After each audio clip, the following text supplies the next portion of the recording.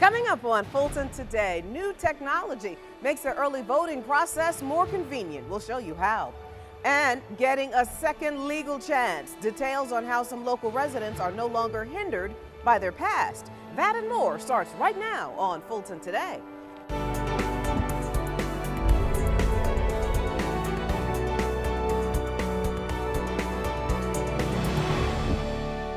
Welcome to Fulton Today, everybody. I'm Shania Chavis-Rucker. Fulton's elections officials bring together its partners to make sure that everyone is on the same page ahead of the early voting process. Now, early voting starts next week, and it should be a bit more convenient thanks to new technology. FGTV's Priscilla Ortega has a story. Priscilla? Fulton's new election website will give residents directions to the closest early voting location. It will also give an estimated wait time. Now, this upgraded technology, as well as information sessions with community partners, are just some of the steps election officials are taking to make sure this year's voting process runs smoothly. The signature on the absentee ballot when they return it must match the registration signature on file. Community stakeholders take note during a voter information session. The goal, to educate people on the election process and promote early voting, which helps avoid long lines on Election Day. The activists that get out, they spread the word through words of mouth as grassroots, so they're actually very important to us. Those activists at the Auburn Avenue Research Library learned about outreach locations at senior centers and universities. Election officials say those sites will make it convenient for more students and seniors to participate in early voting. Pretty proud of our county that we're trying to make voting really accessible for everyone and that they've thought of things that I didn't think of. The 24 early voting locations are open October 17th until November 4th. Polls are open 7 days a week with shortened hours on Sunday. The 12 outreach locations will be open 2 days each, starting on October 18th. Election officials are also encouraging residents to look online at the sample ballot before heading to the polls. There are several proposed amendments, including the T-Splosh. You can learn more by going to fultonelections.com. Reporting from downtown Atlanta, I'm Priscilla Ortega for FGTV. Thank you very much, Priscilla. After weeks of arduous training, Fulton's law enforcement community welcomes a batch of new faces.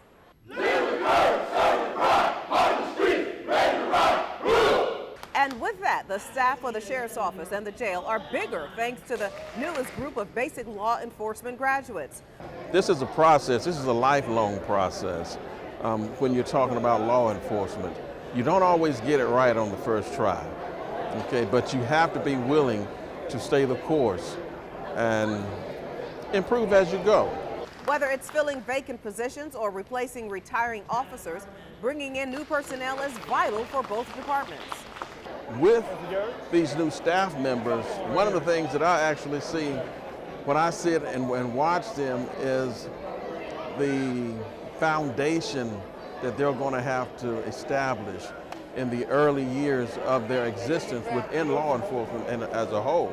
Now that their training is complete, the graduates know what challenges are ahead. The biggest challenge is going to be going through what law enforcement is going through right now with policing and the community not necessarily, they're not necessarily on our side at this point. So I feel like as a whole, as a family, we just have to regain their trust back.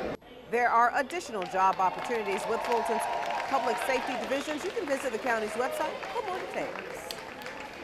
A number of residents with prior arrest records now have a clean slate. FGTV's Felicia Church has the story of this partnership thanks to government, justice, and faith community leaders. Liberation Day, this is Hope Day. The hope of being liberated from past actions came true for this group of Fulton County residents looking for a new start. Sponsored by Chairman John Eves and Ebenezer Baptist Church Senior Pastor Dr. Raphael Warnock, the first ever Criminal Expungement Summit was held at Ebenezer Baptist Church to clear arrest records in just 1 day instead of having to suffer through the normal 120-day process. There are literally thousands of Fulton County citizens who are not locked up, but they are locked out. They are denied opportunities for employment, housing, the kinds of things that allow you to participate in our society. And so through this record restriction project, in partnership with the county and so many of our entities, we're literally giving people a second chance.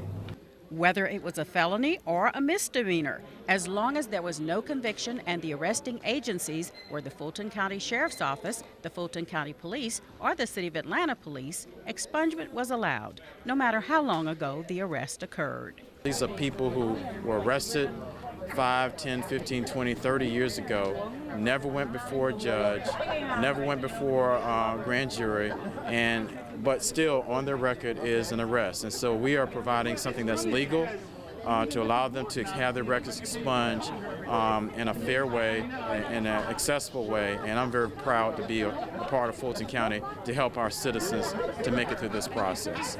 This type summit was necessary because of the limitations an arrest can have when looking for employment or a place to live. Many people are arrested. It's still a barrier. Employers will look at an arrest, and there's data on this. Employers will treat an arrest just like a conviction. They see an arrest record, they say, well, I'm not going to hire somebody because they've been arrested, as if it's a conviction. So how we got here is it's a major impediment for people, and it stops people from getting on with their lives.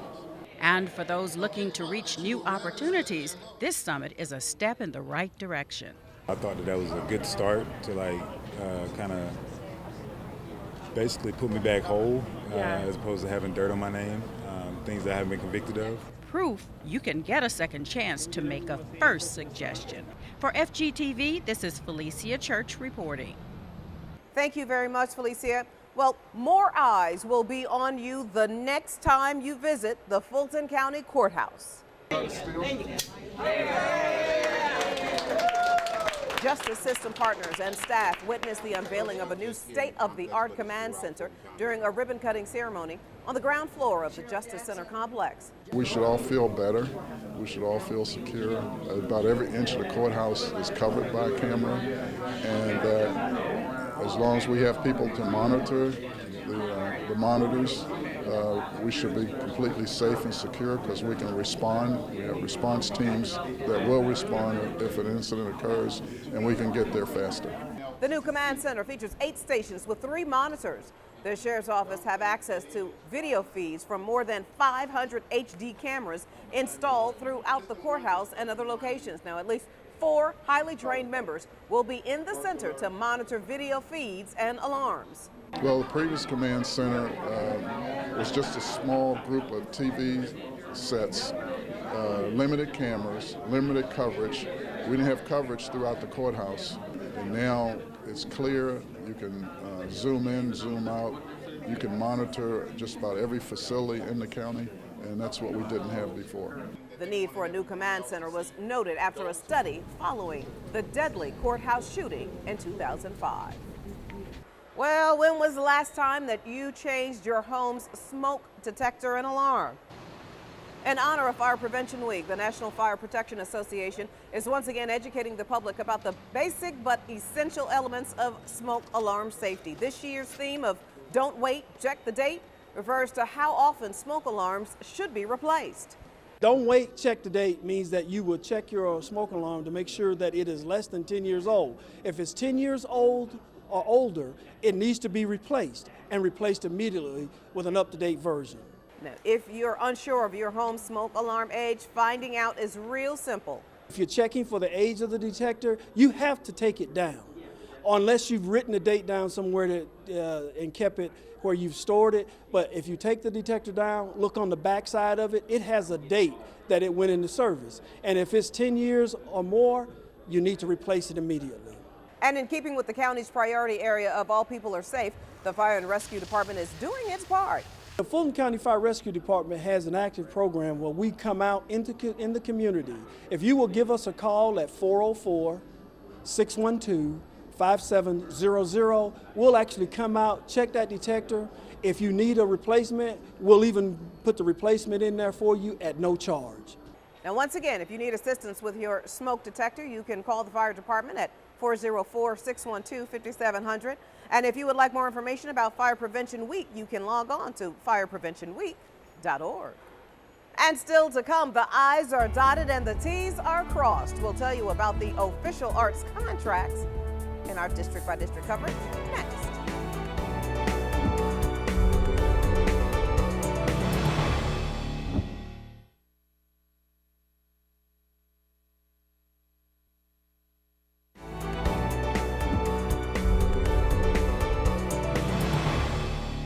A free medical screening gives seniors a better glimpse of their health status, and contracts are now official for arts programming. Here's this week's district by district coverage. We begin with a public meet and greet for the 2016 awarded arts contractors. Chairman John Eves, along with Arts Council Chairman Jerry Thomas, greeted the organization representatives who were granted some $1.5 million worth of funding for arts programming. Arts Director Lionel Thomas reviewed the program and policy updates for 2017 and met many of the vendors for the first time. The arts are so important to a vibrant, healthy community. And sometimes, you know, governments tend to think about support of the arts as a luxury that is something that's first thing to cut when things get tough. But the arts are important to the economic development and the economy of an area. They're key because they're an extension of our programming. They are our partners. They're on the front lines of providing cultural services to the constituents and the folks that visit our county. Vendors officially met art staffers and the Arts Council Advisory Board following the official and ceremonial check presentation.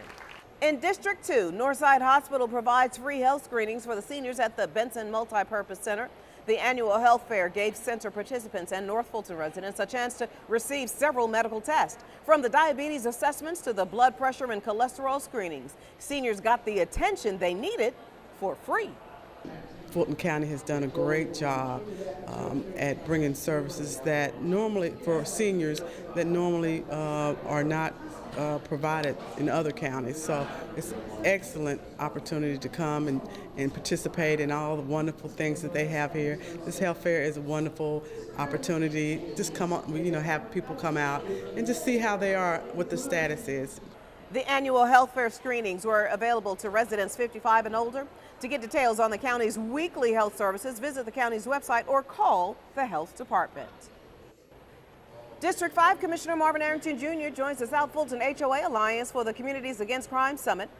The town hall style meeting was held at the Wolf Creek Library, where residents were able to get information on how each community could increase the patrols in their subdivision for as little as $100 a month. Public safety was just one of many topics during the summit. There's been a rash of car break-ins in the neighborhood, in the area, car thefts and car break-ins, and so the neighbors are concerned, and we've seen a lot of response on Nextdoor, and people are ready to take action. The Communities Against Crime is one of the actual programs of the Georgia HOA Alliance, and holistically or ideally, our approach is to take a collaborative approach between all communities and share the costs for standardizing on how we work with crime prevention. The South Fulton HOA Alliance is an organization whose membership is made up of a number of homeowner associations from subdivisions and communities in South Fulton. They host a number of meetings and events throughout the year. And finally, Commissioner Emma I. Darnell hosts the District 6 third quarter town hall meeting. The commissioner invited the district's partners and stakeholders to the South Service Center to address county services, challenges, and potential opportunities. I believe in being an informed citizen. I care about the South Fulton community. I certainly wanted to hear from Commissioner Darnell and the representatives, the department heads tonight. It gives the people a chance to come out and voice their opinion and their concerns and to gather information firsthand. We really do appreciate those who came out tonight to share with us their challenges and their concerns. We sure do appreciate, too, all of the folks who came from staff, our department heads and their staffs. They came listening and also responding to questions and to information. The commissioner invites those who could not make the town hall meeting to contact her office directly with their concerns.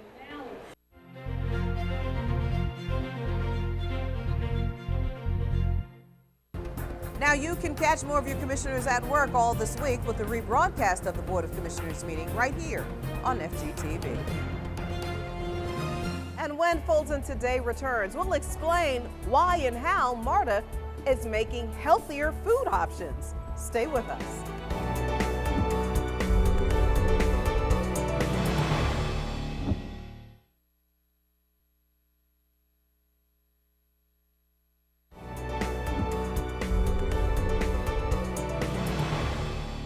Well, MARTA is making it more convenient to eat even when on the go. FGTV's Lynn Vaughn explains how riders like MARTA's Fresh Market. A convenient location to get healthy foods. That's one benefit of the new Fresh MARTA markets, which are located inside train stations. It really gives them access to healthy food as they're on their way home or on their way to work. Commuters can use cash, credit cards, EBT, and SNAP to buy fresh, locally grown produce. The CEO of MARTA says residents will also be impressed by and happy with the prices. So it's very low cost and nutritional and very convenient. So if you're on your way to the airport, instead of paying a whole lot more for a piece of fruit, you can get it done relatively low cost right here at our 5-point station. The Atlanta Community Food Bank, Community Farmers Market, and the U.S. Department of Agriculture are just some of the organizations and agencies involved in the program. The Fresh MARTA markets are so popular, organizers expect other areas will soon follow suit. Well, this is primarily new in this area, but this is something we'd like to replicate across the nation, and particularly in this region. We're going to be talking to some other cities that may have other transportation opportunities like this to see if they'd be interested in doing this, because we're always looking for greater access, particularly for SNAP recipients. The food markets are open one day a week at the 5-point station, College Park, Northeast Homes, and West End stations until early December. Reporting for FGTV, I'm Lynn Vaughn. Thank you very much. Well, new parents now have new resources to raise their babies. Employees with Fulton's Women, Infant, and Children program held a grand opening for their 7th clinic. During the celebration, food and baby items were given away, and new parents who qualified were encouraged to take advantage of the program's opportunities. It's a good thing that the community is doing things for parents, not only parents, but for male parents and kids.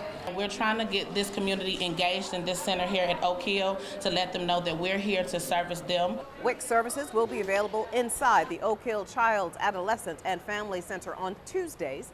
For more information, call 404-612-3942.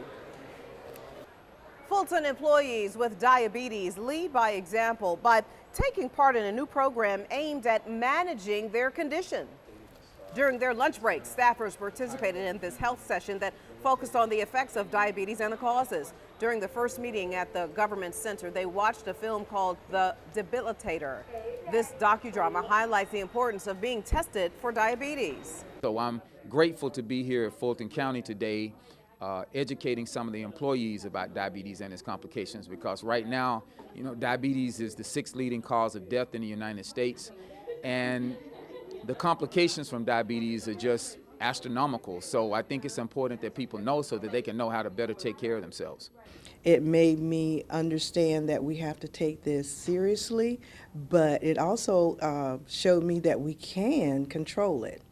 According to the Centers for Disease Control and Prevention, about 8% of residents in Fulton County have been diagnosed with diabetes. This 12-week program is a part of the county's effort to promote a healthy workforce so that more funds can be allocated to services for residents rather than on medical services for employees. And still to come, a beloved production shows seniors that there's still a lighter side of life during aging. Stay with us.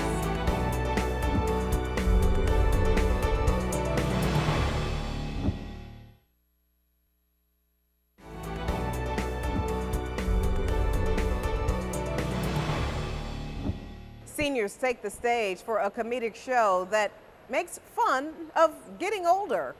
I don't have a driver's license or registration. I stole this car from the dead man in the trunk. The Darnell Players' newest version of 51 More Shades of Grey received even more laughs from the audience at the Harriet G. Darnell Senior Multipurpose Facility. Their production showcases a lighter side of aging and asks, what's so funny about being old? The group presented the original version in the summer of 2015 as a collaborative project with the Silver Stage Players from Knoxville, Tennessee. The comedic production was so well received that the Darnell Players revised it, adding additional scenes. Oh, we love to perform. We like to act up. When you get to be our age, we want to be seen. Because we've been around on this planet so long, we want everybody to know we still here. They have a lot to share and a lot to do. And, you know, we should embrace our seniors. You know, it should be an intergenerational society. The Darnell Players, directed by Brenda Porter since 2001, have traveled extensively, performing in several southern and midwestern states.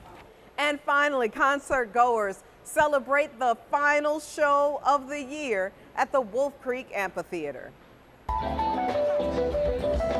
The final concert of the season, A Night of Classic Soul, was sold out days before the artist took the stage. The very popular Maze, featuring Frankie Beverly with the Whispers and Ken Ford, all performed to thousands of fans. I think it's a wonderful thing here. I love old school music. I am old school. I think it's fabulous. I love Wolf Creek Amphitheater because it allows you to come and enjoy yourself and bring what you need to get you ready for the party. Music lovers say they keep coming to the Wolf Creek Amphitheater because of the good artists, free parking, and ability to bring in food and drinks. Wolf Creek organizers are already working on scheduling artists and bands for next season. Follow the Wolf Creek Amphitheater online to get the latest on next season's lineup. Can't wait till next year. Well, before we go, we want to remind you that we'd like to connect with you online. Check us out on Twitter, Facebook, Instagram, and anytime on our YouTube channel. Well, that does it for this edition of Fulton Today. Thank you so much for watching. Watch us each week for news around and about Fulton County.